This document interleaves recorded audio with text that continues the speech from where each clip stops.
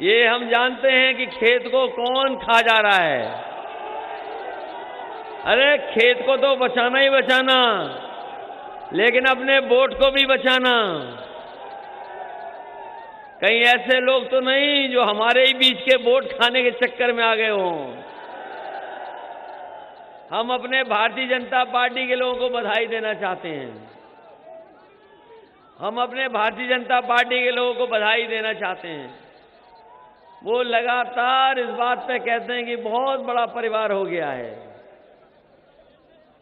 कहते हैं कि अगर परिवारवाद कहीं है तो समाजवादी पार्टी में परिवारवाद है।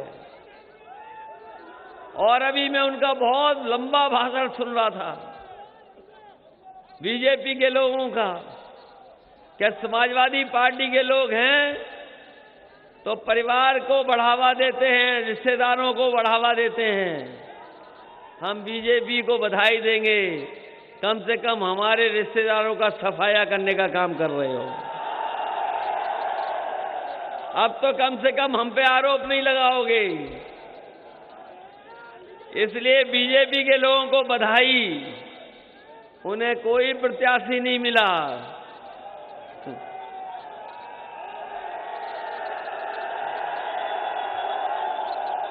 कोई प्रत्याशी नहीं मिला, तो इसलिए ऐसे लोगों को सबक सिखाओगे कि नहीं सिखाओगे? ये केवल चुनाव इस बात के लिए नहीं है कि वोट डालना है, एक संदेश देने का भी चुनाव है और उत्तर प्रदेश को बचाने का भी चुनाव है।